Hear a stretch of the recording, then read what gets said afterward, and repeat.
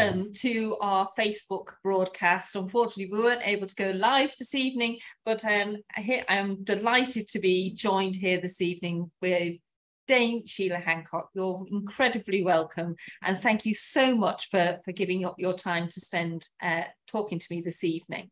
My pleasure. So Sheila, you've had a very long and distinguished acting career in theatre, film, television, and of course for which you've been awarded OBE, CBE, and last year your damehood, quite rightly I think. So of course last Thursday's news will have hit you hard as well as it did the rest of the nation. Share with us some of your thoughts about perhaps meeting, I don't know whether you met the Queen or King Charles as he is now, and some of your thoughts. Yes, I have met them, but I think the thing that most struck me was, I mean, I really have been very upset by it, as I have a lot of people, I think, and I'm quite surprised how upset I am. She's an old lady, you know, people die, but I think it's when I thought about it, it's because she has been there all my life. I'm 90 next birthday. And particularly when I was young, there was a war, obviously, and I was evacuated on strangers when I was 7 and 8, and bombed out, and just consistently the royal family, her father, and the little princesses, Margaret Rose, as she was called, and her, kept in touch with us. We didn't have television then; we only had radio and photographs in papers, and there were marvelous papers of what became the Queen Mother teetering around in the bomb damage in her furs and high heels, and it cheered us up and made us think we'll be all right. And as evacuees, we got messages on the radio. I think it was her first broadcast, actually, the Queen, and she would phone and say, "Children everywhere, it's going to be all right, you know, we will win and we'll make a better world afterwards." And we hung on to that. And my childhood was incredibly fearful and incredibly violent. And they were kind of steadily there. And then when she got married, and that beautiful man came into our lives as well. And I think working class people particularly were very affectionate towards the royal family in those days. I know my mum used to copy their dresses and make me dresses like Margaret Rose's and all that. So that's part of it, that she's just there. And also I think we are in a turmoil at the moment. Lying seems to have become a habit. Politicians seem to be letting us down. The police has let us down. All sorts of people are letting us down, but she's never really let us down. And I remember one thing that in all the, I've been glued to the television, and one of the things that came out to me, you remember Aberfan, that terrible thing when over 100 children were killed by a slip of coal coming down. Oh gosh, yes. And of course the Queen went, but what came out in the broadcast that I watched was she went 3 times. She didn't just go and be photographed and do the job, which must have been difficult enough for her because it was such a ghastly tragedy, but she went back, and then she went back again, and she fairly recently opened a school there. So she has been dedicated in an extraordinary way, and she was such, having met her, she really listened. We don't often listen to people, what people are saying. We actually, this is one of the things that you're taught as actors, that you know what the other person is going to say halfway through when they're saying it, so you don't have to leave a pause after it, you get on with it. But she didn't do that. She listened right to the end, and there was very often a little pause before she often said something a bit inappropriate, actually, but you felt you had been utterly listened to. And indeed you had. I mean, there isn't anybody in the world that has met more people over the last 60, 70, 80 years than the Queen. People of all sorts, Mandela, Putin, all these people have come and been delighted to meet her.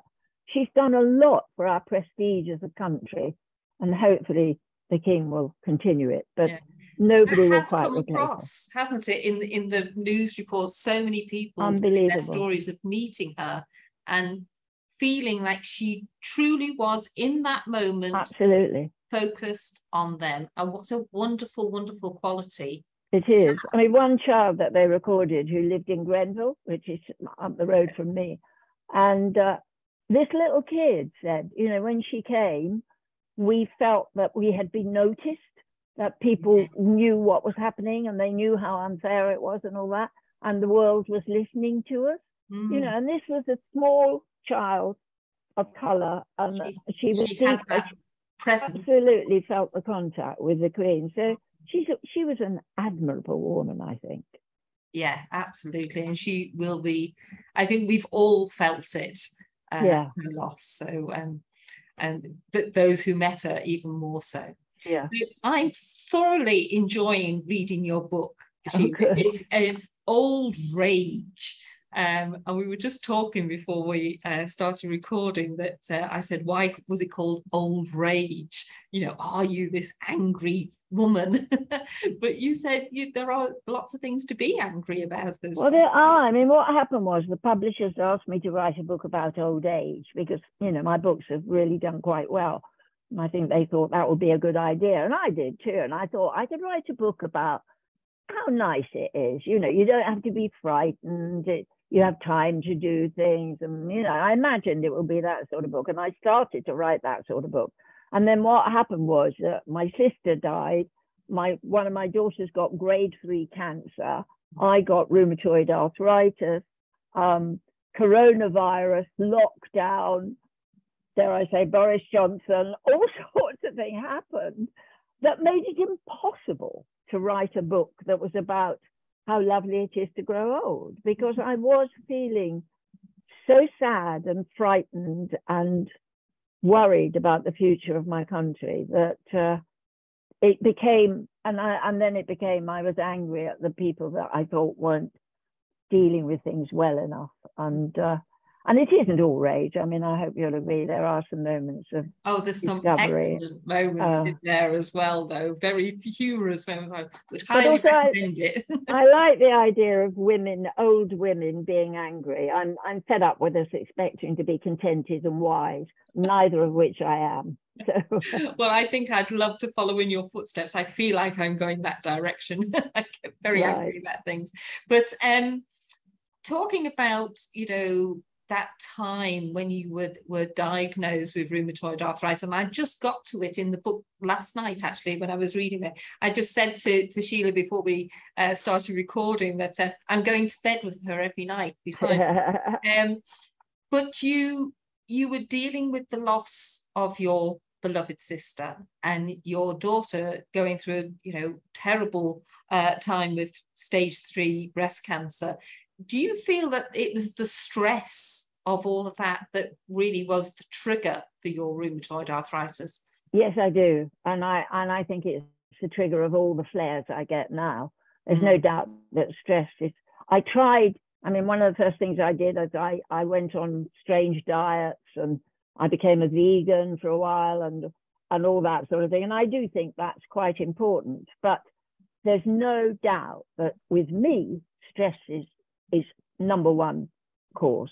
It really is. And certainly I think it's what triggered it. I think I used to often get a funny pain in my foot, which nobody could quite understand. So I think it was hovering there. I suspect it was waiting to come out. But then the shock of my sister and then my daughter mainly, because it was a really awful diagnosis, that was it. It just suddenly, I was in agony. My whole body was in agony, and I couldn't walk. I couldn't do anything. Yeah, and you say in the book, you know, you'd parked your car on a bit of a slope and you were trying to push the door open, and that was like, what on earth was going on with it started in your wrists first, did you feel? Yeah, I parked on a slight incline, and I went to push the door open. I was going to the theatre to see my friend in a show. And suddenly I got this searing pain, and I thought I'd broken my wrist. I actually did. And I went to the theatre, and I was supposed to be going out afterwards, but the pain was so excruciating that I excused myself and said, look, no, I can't. I think I've broken my wrist. And then the next day I got the same sort of pain in my other hand. And I thought, this is really odd. This is very strange. But I had to go out because my sister was desperately ill in France. So I got a splint, couple of splints at the chemist on the airport. Yes. And I spent the next thing with these splints on. And then one day after that, when I got back from France, I was sitting in this very seat reading a script that I had to do. And I got carried away and I sat there for an hour reading. And when I stood up, I couldn't stand. Suddenly I had this agonizing pain in my leg and I couldn't move. I couldn't do anything. It was excruciating. And I phoned my daughter, and eventually we got to the hospital the next day and they gave me a massive steroid injection. And then gradually it came together a bit. But the GP, I remember, and I talk about this in the book, my GP said, because I went, did I see a specialist? I can't remember. I think I saw a junior doctor in A&E or something. And he said, yeah, I think it may be rheumatoid arthritis. And I didn't even know what rheumatoid arthritis was. But anyway, when I saw my GP, she said, well, thank goodness it isn't rheumatoid arthritis. But of course it was. And then I saw a specialist, which is what everybody has to do, because I don't think the average GP is that knowledgeable about these sort of inflammatory illnesses. Well, and then I was appearing in a play in a very difficult theatre. It was a basement, lots of mice, lots of things. And the specialist I saw wanted to put me on a biologic after I'd been on methotrexate, because, you know, you have to go through this thing of being on methotrexate. But the methotrexate he put me on, my liver didn't like, so I could go straight to biologics. But then I didn't dare risk taking it because he said there might be side effects. And I was in this play and I couldn't be off because I had no understudy. So I think for 2 months, I was on massive steroids. And then, of course, I got osteoporosis, didn't I? So, you know, yeah. I've had it all. You went for the job set, as they say. Yeah. And so, in fact, we're doing a Facebook Live on that particular topic, steroids in the treatment of rheumatoid arthritis, on the 28th of September. So the last Wednesday of every month, we do a Facebook Live usually, and that's on that topic. So if anybody's watching this and is interested in watching that, because I mean, people have seen you on TV for many years and in the theatre, of course. And one of the things I was curious about is, of course, you've been traipsing all over the country on canal boats with Giles Brandreth. And how were you coping? I mean, getting onto a canal boat isn't the easiest at the best of times. But did your rheumatoid arthritis make that even more difficult, being on location like that? It was difficult, but I do find the more active I am, the better. Even if I get a fatigue attack, I force myself to walk. I force myself to move about because I just get worse. If I lie on the sofa, I can barely move when I stand up. So I force myself. So actually it was very good for me. But after I got this, what do you call the fracture when one of your vertebrae collapses? Oh, sort of the compression fracture. Yes, compression. I got one of those. And that wasn't fun at all. And so that was marvelous, though, because I couldn't bend down very well. So Giles had to do all the bendy down stuff. And I just looked noble. And anyway, he was terrible at guiding the boat. So it was just as well. And then there was a marvelous occasion when one of the worst things about rheumatoid, I think, or any illness, is admitting that you can't do things anymore. And I hesitate to do that all the time. And so on the boat, I wanted to do everything that Giles did. And then one day we landed in a lock and we were quite high above the wall and we needed to get off for some filming. And I looked down and I said, I can't do it. I'm awfully sorry. I'm going to have to stay on the boat and come out of the lock because it's too hard. And Giles said, all right, well, I'll come out. He can't. He fell on his face and blacked his eye. Oh, no. Yeah. So I'm sorry to say, it did make me laugh a great deal. And his wife actually phoned and said, pride cometh before a fall. But it was, you know, I mean, I forced myself to do things. And I do think you have to do that as much as you, well, not everybody, I'm not going to generalize. Everybody deals with this illness in their own way. But my way is to deal with it like that. And I have techniques, like I do find hot and freezing cold showers are marvelous. Now, you mentioned you go while swimming? Yes, my daughter, my one that had the cancer, she wild swims everywhere. But I will always try and jump in if I see a lake or something like that. I do think the shock of cold is very good for you. I really do. I find a cold shower, if I'm having any kind of flare, I do very hot, very cold, very hot, very cold, very hot, very cold 3 times. And honestly, it helps. Honestly, me, it helps. Goodness. So, and you mentioned there about fatigue. And I think one of the things that often people in the early days of having rheumatoid arthritis is they don't necessarily associate the fatigue with the inflammatory process. No. And often people say it's the fatigue they found the most disabling. That's what stops them doing things. They can kind of take their pain medication to manage the pain, but it's the fatigue that stops them in their track. I think one of the advantages of coronavirus has been that people get fatigue with it. So now some of my friends who didn't understand when I was tired and knocked out, they're having it exactly the same. Yes, with long COVID, you mean? Yeah.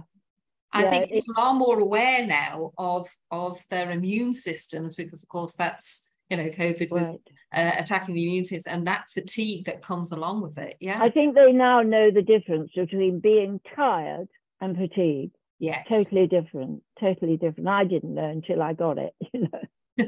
And it is very much more than, have a good night's rest and you'll feel better in the morning. It's this overwhelming fatigue. One person once explained it to me like wearing one of those Victorian diving suits and trying to walk. It was like walking through a muddy riverbed in one of the big old, the heaviness of your own body can be quite debilitating.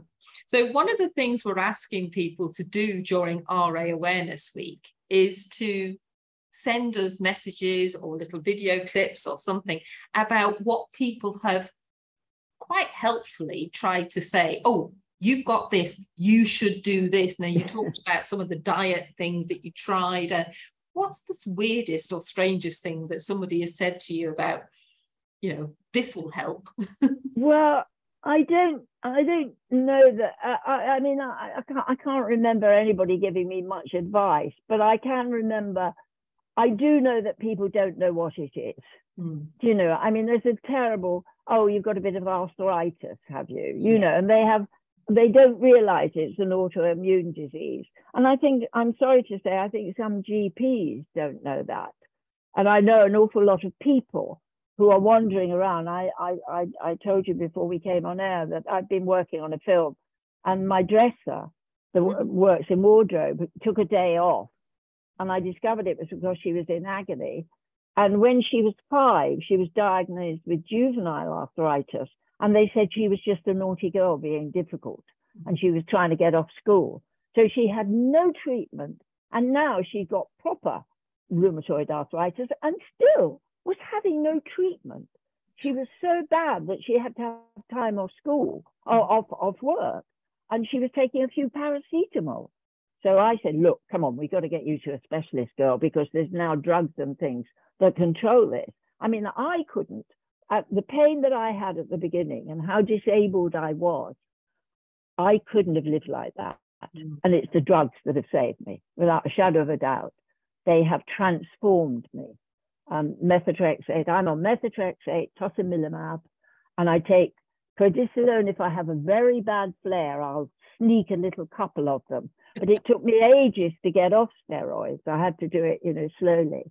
And I don't recommend it. And I worry that people take steroids too easily, because I really think that those early months when I was on massive steroid doses to get me on stage are what caused my fracture. And gave me osteoporosis. More than likely, yes. The steroid use has an impact on osteoporosis, as well. Right. So you're talking about your dresser being a young woman, and of course having juvenile arthritis. Many people don't know about children having inflammatory arthritis. but sometimes, you know, and the perhaps lack of understanding in primary care by GPs. And it is very much, we hear on our helpline on a regular basis, people when they're quite young, they're dismissed because, well, it couldn't possibly be arthritis. And perhaps when somebody is slightly older, like you were in your 80s, were you, when you were diagnosed? You know, being dismissed because it's just a bit of arthritis. Old age. And so it's about aging, and it's trying to change that public perception of inflammatory arthritis. It's a hard old slog, but and that's why I'm saying, you know, it's so wonderful that you talk so openly and eloquently about it being an autoimmune condition in your book. And I'm thoroughly enjoying it, definitely. You and some of the I put lots of little post-its on the thing, because I love the bit that where you talk about meeting Kenneth Williams on the Carry On films, and that wonderful line, infamy. They all have it. I laughed out loud sitting up in bed reading that last night. You must have met some amazing people in your career. Yes, I suppose I have, but I mean, within our career, you're not as impressed with people like that because you're working with them. Do you know what I mean? And it's not quite the same as having seen them on the screen. Even a big star, if you work with them, it's a totally different relationship. And we're not very hierarchical in our profession. It's a very, you know, nowadays. I mean, when I first started in the profession, I would have had to be called Miss Hancock or Dame Hancock by the younger members of the company. I remember, because I worked with Athene Sheila, and it was always Dame Athene and all that. Now, there's no way any of the youngsters will call you that, thank God. You know, I mean, there's none of that nonsense. We all treat one another with a certain amount of respect because you have to work so intimately with people as we do. But there's no, I'm not impressed by people. I really am not. And I'm damn sure they're not impressed by me. I beg to differ. I'm sure they are. So you also talk about, you know, escaping to your lovely French escape, but you're not able to get over there anymore. But did you ever find traveling and being on location with your medications and things like that a bit of a bind? And any tips and techniques for anybody who may still be planning to do their traveling? Well, always get special services when you're flying. You can get special services, and because now you have to walk miles to the plane sometimes, and if you feel bad, you need a wheelchair. So they meet you with a wheelchair. It's rather boring because you have to wait for everybody else to get off before you. I don't usually need a wheelchair, but I like to hold on to it if I've been sitting in a plane for a long time. But you go to the front of all the queues, which is great, because the worst thing is standing, isn't it? Don't you think? With room, well, you don't have it, but I find one of the most difficult things is standing for me, not moving, but standing. And that's agony if I stand in a queue for a long time. And you can do the same on trains. They do have a special service thing on trains, and they get you onto the train and your bag and everything, and they will meet you at the station that you arrive at. So I would advise, if you travel, to use all those services, because they're on the whole pretty good. They really are, I've found. And your medicines, it's a bore. I mean, that ice box that you have to put your biologics in, and I never know whether they're in the right temperature or I cannot. And then you have to have a letter from your doctor saying you're allowed to have these drugs, and it makes life a bit more complicated. But it is all about planning in advance and asking for the right support when you need it. So how did you find NRAS? That's one of the questions I was... I'm marvellous. I really do. I do. I mean, I phone up your helpline. I mean, for instance, all this terrible confusion, because I see it on your webpage of whether you have to stop your medication for the vaccination and how long before. And then I went on Prolia for my bones when I got this thing. And it's a drug that gets a really bad press on social media. And I was in a right old panic, and I spoke to your people, And then I spoke to the arthritis people, and they give you a very reasoned, sensible view of what their other members have said. And I love the chat thing. You know, I never join in, but I do love all the characters. It's helpful. And I think that peer support. It's marvelous. You know, I always say, you know, people who've been there, done that, got the T-shirt, they know what it's like to live with the condition. I mean, I don't have rheumatoid arthritis, but I've been here at NRAS for over 15 years now. So I've learned a huge amount, and I'm always completely in awe of people who are RA. I think you're incredibly stoic, and I get angry on your behalf half the time that I think you shouldn't put up with that. We should be pushing. Well, they are marvelous, the helpline, at getting people to do that. They often advise people, you know, go to your GP and demand that you did. There's one lovely lady who I visualize, God knows what she actually looks like, but she's known as Aged Crone. Oh, yes. And I love her because everybody's ranting on, and she always comes up with something eminently sensible at the end of it. And she's often on the side. I'm sure she'll be delighted when she watches this back and think, that's me. Yeah, well, that is. And there's a lovely character who calls everybody darling. And I love it. And the photos that they send. And I just feel I don't join in because I don't want to do that. But I just feel I'm with people who know where I'm coming from, and know what I'm trying to cope with, and understand. Okay, for anybody who's watching this back, what we're talking about is our online community called Health Unlocked. So you can find the link to that on our website if you want to, and you can just read people's posts, and we monitor that to make sure that what people are putting on there is safe and accurate. So you are in a safe space. You're not going to be fed some hocus pocus information or anything. So we really are wary of that, so that because social media can be great, and you know, the internet can be wonderful, but there is an awful lot of misinformation. That's right.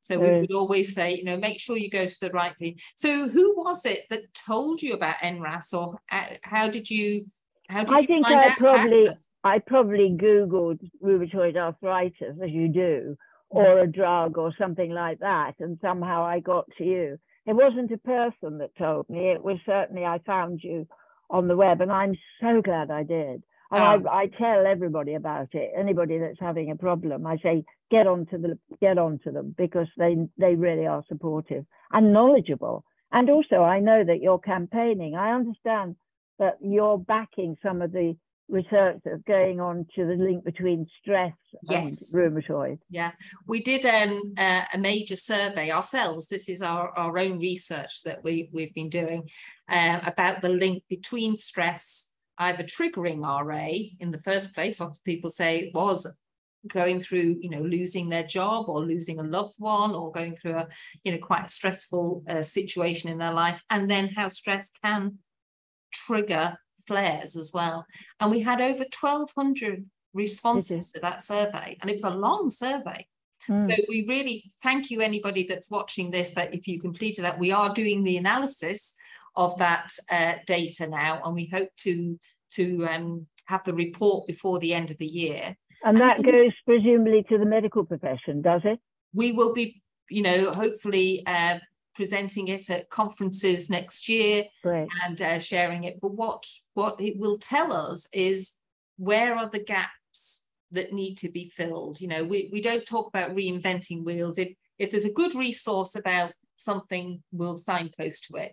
But it's obvious that there seems to be a gap in support for people about managing their stress, identifying what are your stress triggers, what is it that causes the problems. And, you know, we can't eradicate stress from our lives, and actually stress sometimes can be good for us, but it's getting the balance right. And we're just going to be looking at whether we develop a new booklet, or we might do some video content, or we may do a combination of both.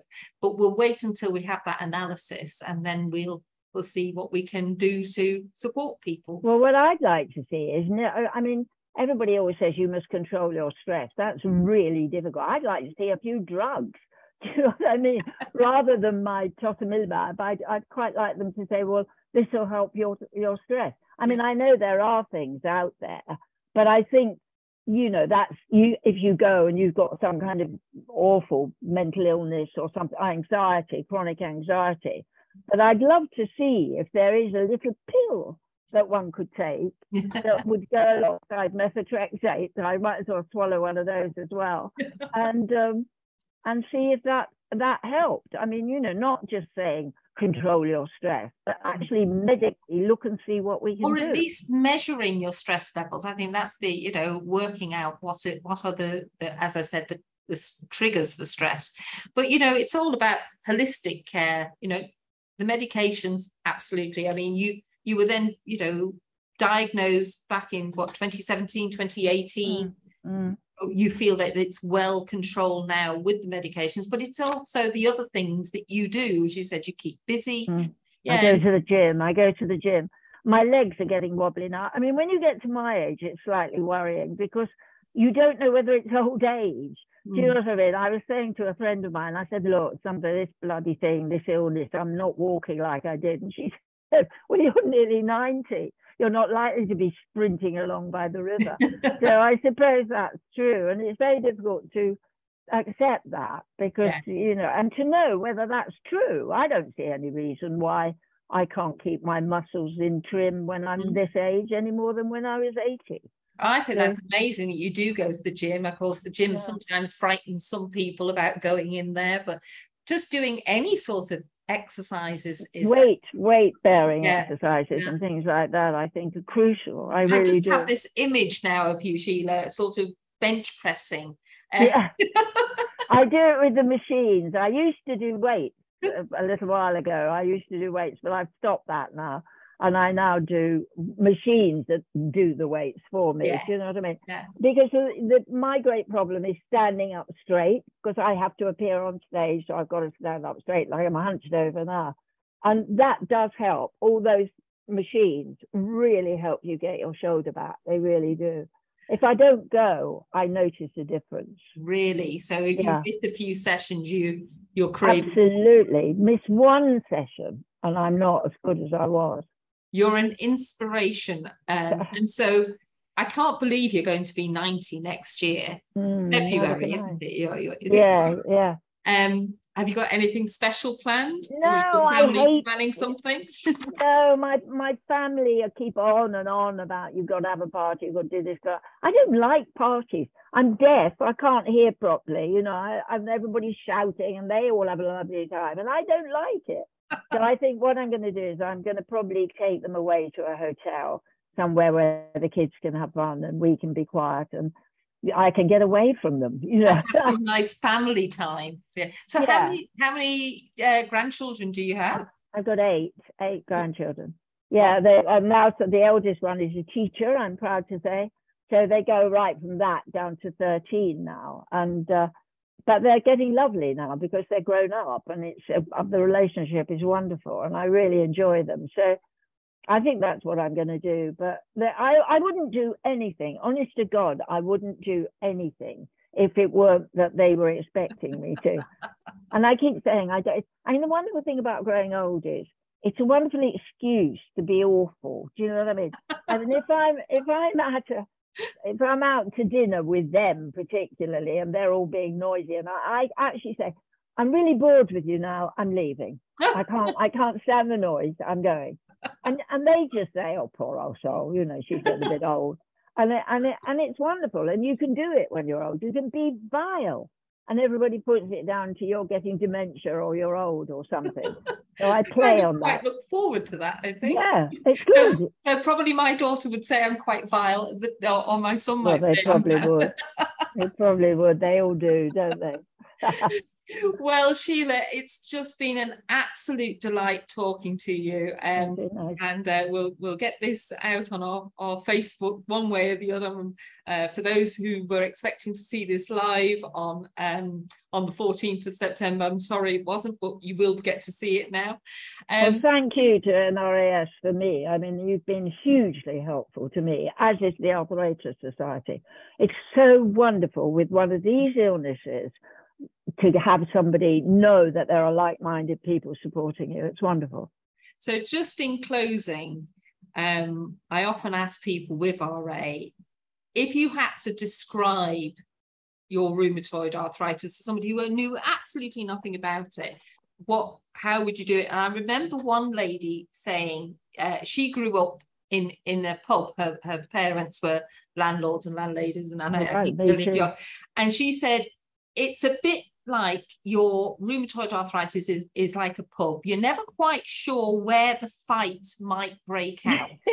Or there might be multiple fights that break out at the same time. But most of the time, you can keep things under control, or you could spot something going on and you can bring it under control. But sometimes it all goes harum scarum. And I thought that was a great analogy. Absolutely. I grew up in pubs. My dad worked in pubs. I back that. I couldn't better that. That is an absolute perfect description of what it's like, that you don't know where something nasty is going to happen, or how big the fight will be, or whether you can deal with it. But eventually, you know, you're going to survive. So, yeah, that's a great description. I thought you might like that one when I read about that. So, again, thank you so much. Thank you, Sheila Hancock. It's been an absolute pleasure speaking to you. I hope our paths will cross in person soon, and we can share a cup of tea and a nice slice of cake together. Oh, lovely. All right. Take care, and God bless. You too. Thank you.